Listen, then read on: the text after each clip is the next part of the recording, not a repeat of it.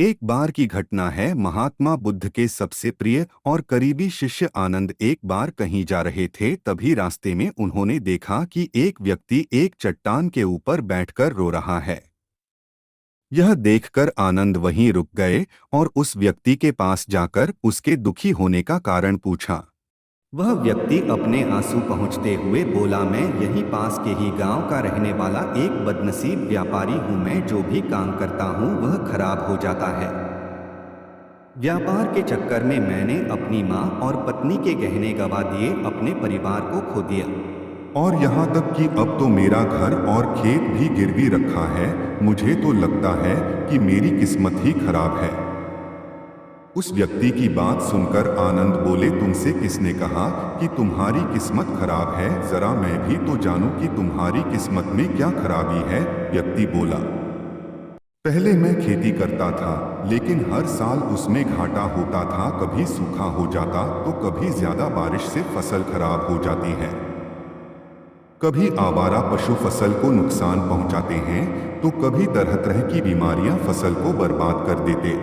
खेती से मेरे परिवार का गुजारा ठीक से नहीं चल पा रहा था, जिससे परेशान होकर मैंने खेती करना बंद कर दिया और व्यापार करने का निश्चय किया। मैंने पत्नी के गहने बेचकर अपना व्यापार शुरू किया, लेकिन मेरा व्यापार नहीं चला।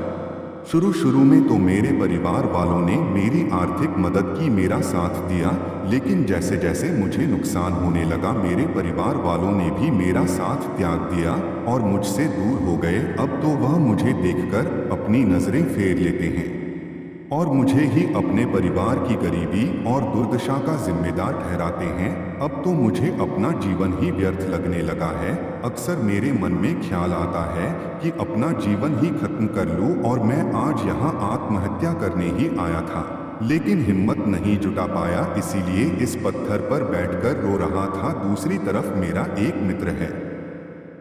हम दोनों ने एक ही साथ व्यापार शुरू किया था, लेकिन वह आगे निकल गया और मैं पीछे रह गया। मेरी इस असफलता की वजह से वह हर समय मुझे नीचा दिखाने का प्रयत्न करता रहता है और वह अक्सर मेरे घर आकर अपनी सफलता की बातें करता है।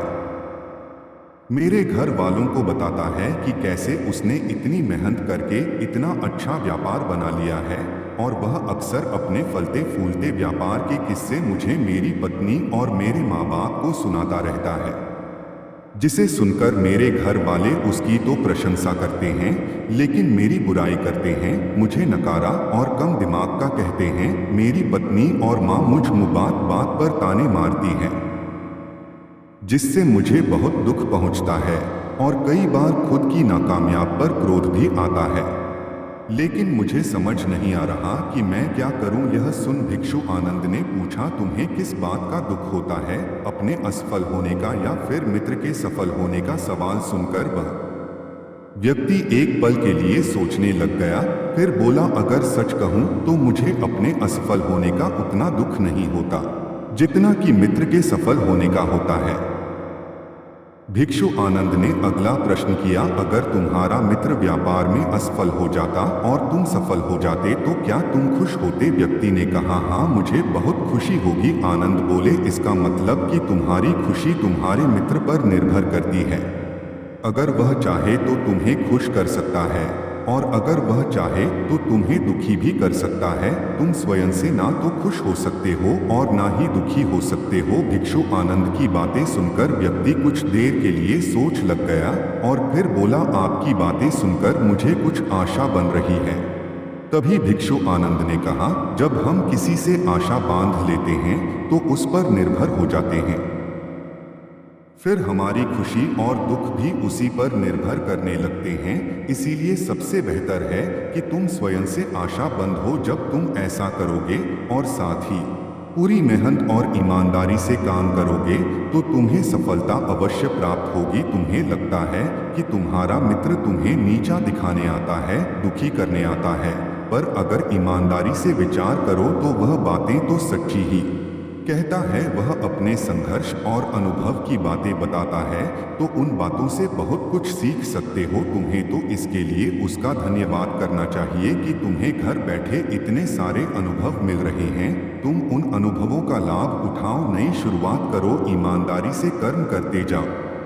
हार मत मानो, एक दिन तुम्हें सफलता जरूर मिलेगी। आज तुम जिसे अपना बुरा वक्त या बुरी किस्मत कह रहे हो, एक दिन यह बदल जाएगी और इसी के साथ तुम्हारे सोच और विचार भी बदल जाएंगे।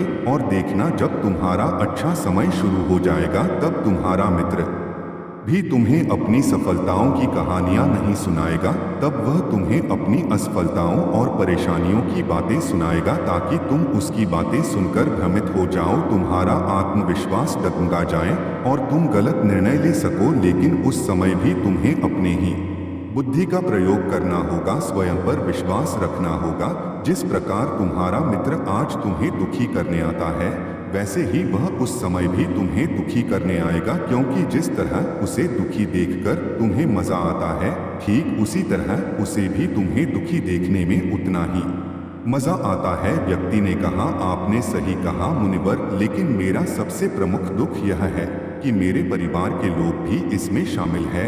वास्तव में मैं तो अपने परिवार के लिए अच्छा करना चाहता था, उन्हें खुश रखना चाहता था, लेकिन वह भी मेरी बातों और भावनाओं को नहीं समझ रही है, मुझे ही गलत कहते हैं। और पिछले कुछ समय से तो वह मेरे साथ भी नहीं है। भिक्षु आनंद ने उस व्यक्ति को समझाते हुए कहा, हम हमेशा चाहते हैं कि हम जो कुछ भी करें लोग उसके लिए हमारी प्रशंसा करें, लेकिन आमतौर पर ऐसा नहीं होता। लोग हमारे प्रयासों की तारीफ नहीं करते, जिससे हम दुखी हो जाते हैं। हमें लगने लगता है कि हमारे मित्र, रिश्तेदार, घर वाले सब स्वार्थी हैं। लेकिन अगर तुम किसी को अपना परिवार मानते हो और उसके लिए कुछ करना चाहते हो, वास्तव में तुम अपनी खुशी के लिए कुछ कर रहे हो, क्योंकि उन्हें खुश देखकर तुम्हें खुशी होती है।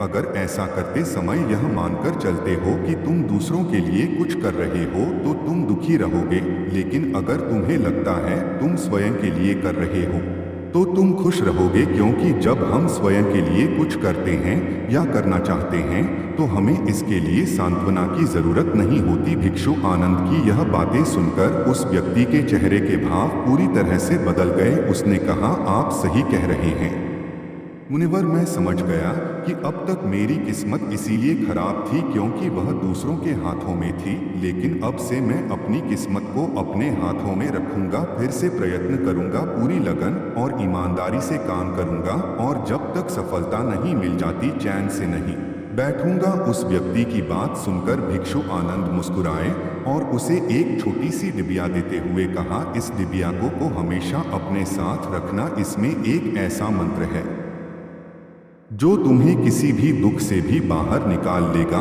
लेकिन इस डिबिया को तभी खोलना जब तुम्हारे सारे रास्ते बंद हो जाए, कोई उम्मीद नजर ना आए और तुम्हें लगने लगे कि सब व्यर्थ है, यह दुनिया व्यर्थ है और यहाँ रहना भी व्यर्थ है। व्यक्ति ने भिक्षु आनंद का धन्यवाद किया और उस कहानी को लेकर अपने घर वापस आ गया। उसने नए उत्साह के साथ दोबारा अपने व्यापार की शुरुआत की और इस बार उसका व्यापार चल निकला। अपनी मेहनत और लगन के बल पर बस कुछ ही सालों में वह एक महान व्यापारी बन गया। उसके परिवार वाले भी उसके साथ आ गए और उसका जीवन बहुत ही सुख शांति और समृद्धि के साथ बीतने लगा। लेकिन समय और किस्मत के खेल को आज तक ना कोई समझ पाया है और ना कोई समझ पाएगा। यह सदा एक जैसा नहीं रहता, यह बदलता रहता है। उस व्यक्ति के जीवन में भी बदलाव आया। वह व्यक्ति जिस राज्य में रहता था उस राज्य पर बगल वाले राज्य के राजा ने हमला कर दिया। उस हमले और लूट मार में उस व्यक्ति का सारा धन भी लूट लिया गया, उसकी दुकानें और घर सब जला दिए गए। जान बचाने के लिए वह अपने परिवार के साथ वहां से भाग गया। व्यक्ति अपने परिवार के साथ कई दिनों तक इधर उधर भटकता रहा। वह दाने दाने को मोहताज हो गया। उसका बच्चा बीमार हो गया और इलाज के अभाव में बीमारी से बुरी तरह तपने लगा। यह देखकर उसका हृदय चित्कार कर उठा। उसके पास अपने बेटे के इलाज और परिवार को खिलाने के लिए धन के नाम पर एक सिक्का भी नहीं था। वह से बुरी तरह से टूट गया। ऐसे में उसे एक बार फिर से निराशा ने घेर लिया। उसे लगने लगा कि उसका जीवन व्यर्थ है, सारी दुनिया व्यर्थ है। लेकिन तभी अचानक उसे भिक्षु आनंद द्वारा दी गई डिबिया की याद आई। उसने बहुत ही उत्सुकता के साथ उसे खोला उस डिबिया के अंदर एक पर्ची रखी हुई थी। उस पर्ची पर कुछ लिखा हुआ। उस पर्ची को देखकर उसकी आंखों के सामने छाया हुआ निराशा का अंधेरा अंट गया और वह एकदम से मुस्कुरा उठा। उस पर्ची पर लिखा था, यह वक्त भी गुजर जाएगा। दोस्तों, यह कहानी हमें सिखाती है कि समय के खेल को समझना संभव है। यह हमेशा बदलता रहता है, इसीलिए बुरी परिस्थितियों में हमें अत्यधिक निराश नहीं होना है। आत्मविश्वास बनाए रखना है, क्योंकि समय बदलता जरूर है, कल अच्छा भी जरूर आएगा। दोस्तों, अगर आपको हमारी ये कहानी पसंद आई तो लाइक करिए, सब्सक्राइब करिए। धन्यवाद, नमस्कार, थैंक यू।